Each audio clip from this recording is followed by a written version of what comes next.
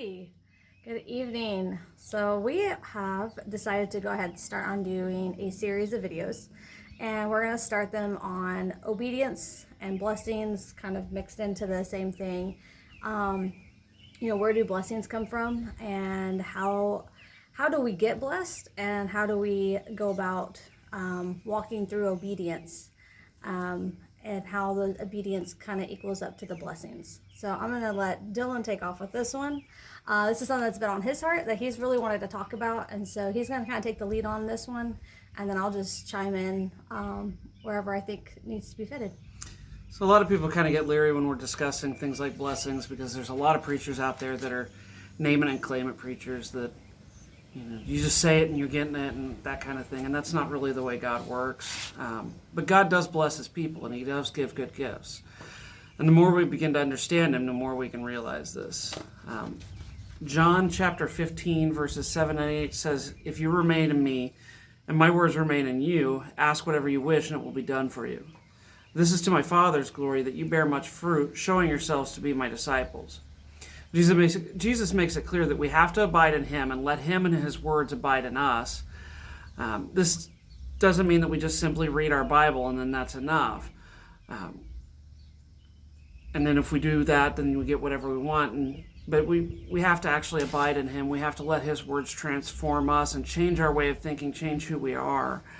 And so that when we actually get to a point that we're asking him for things, the more we are like him, the more we're already going to be chasing after his will. And so when we ask those things, we're going to be asking things that are already his will to give us. And so he's, of course, going to give it to us. And again, this doesn't mean you can just ask for riches, fame, and wealth and that he'll give it to you. Because if you're abiding in him, like truly abiding in him, you aren't going to seek after or desire those things anymore. You're going to desire things that will help the kingdom grow. And things that help bring his glory. God told Abraham in Genesis 12:2 that I will make you into a great nation, I will bless you, I will make your name great, and you will be a blessing. We are all descendants of Abraham, whether it be physical descendants that are Jews or spiritual descendants through Jesus Christ. The same thing that he's saying that he'll do for Abraham there, that he will bless him, make his name great, and make him a blessing, or so that he can be a blessing to others. That's the same thing he has for us. He wants to bless us, not so that we can just be blessed and hoard those blessings for ourselves, but so that we can turn around and then give those blessings over to somebody else. The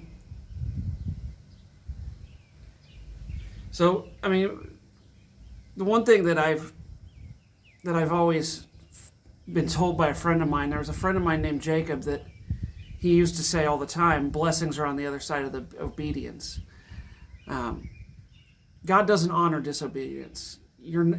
There are disobedient people that may appear to be blessed, and the Bible does say that God reigns on the just and the unjust, but his true blessings are for those that are obeying him and doing his will and are living in his word. Deuteronomy 28 outlines the blessings that God offers to Israel for obedience and a curse for disobedience. In chapter 30, there's two key verses. "See, I set before you today life and prosperity, death and destruction. For I command you today to love the Lord your God, to walk in obedience to him, and to keep his commands, decrees, and laws. Then you will live and increase, and the Lord your God will bless you in the land you are entering. But if your heart turns away and you are not obedient, and if you are drawn away to bow down to other gods and worship them, I declare to you this day that you will certainly be destroyed. You will not live long in the land that you are crossing the Jordan to enter and possess. This day I call heaven and earth as witness against you that I have set before you life and death, blessings and curses. Now choose life so that you and your children may live, and that you may love the Lord your God, listen to his voice, and hold fast to him. For the Lord is your life, and he will give you many years in the land that he has sworn to give your fathers, Abraham, Isaac, and Jacob." And it's not something we can just do every now and then. Like just, I want to get this, so I'm going to obey God so that he can bless me in this area.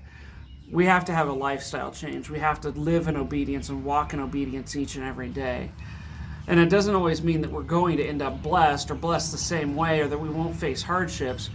but he will provide for you and take care of you if you live in obedience to his word. I think that kind of goes with like James chapter 1.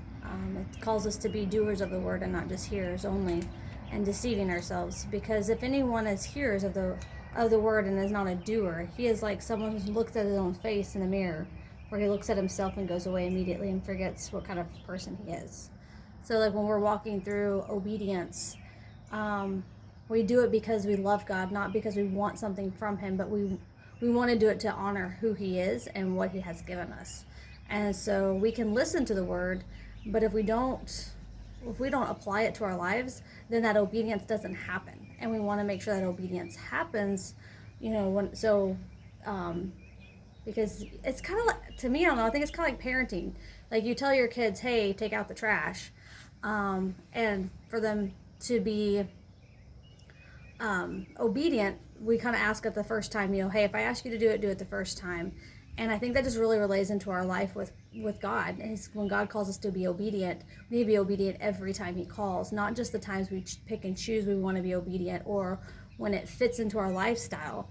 Or like Dylan was saying, we don't want to just do it because, we know he's going to bless us for it, so let's just do this. And sometimes it's not the blessing we thought we would get. It's just more like something that's probably going to be stored more in heaven than it is here.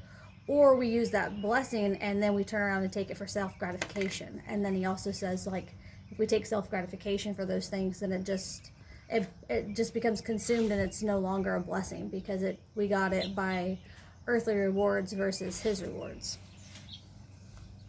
So that's kind of how I see those things. Yeah, it's something that, we got to have the right motivations, and we'll talk about that more in the next video, because this is going to be a multiple video series that we're going to be doing. But we got to do it for the right reason, and our reasons should be because we love God and we want to serve him and obey him. We want to basically just do it because he's already done so much for us. If you stop and think about it, God's already died on the cross for us to get into heaven, and he's offered us a free gift. Like that's like the basic that he could do for us. And like what little bit we can do is just obey when he asks us to obey. So some things he's going to ask us to do are going to be pretty simple. And it's like, oh yeah, I can do that. And then there's things that he's going to ask you to do, and it's going to be like, hey, we want you to start a video ministry and make videos and, talk about different topics. And you're like, well, is anybody going to listen to us? Anybody going to watch these? And then you get through this, and then he's going to ask you, hey, when you're in relationships, make sure things are pure. Make sure your relationships and how you talk are pure. And he kind of just starts working on those small things in your heart and chips it away. And some of those we don't want to obey in. But like I said, taking it back down to the parent, parenting children, I always want my kids to obey the first time I ask them to do something. But sometimes it takes time to kind of help them see the reason why they need to obey.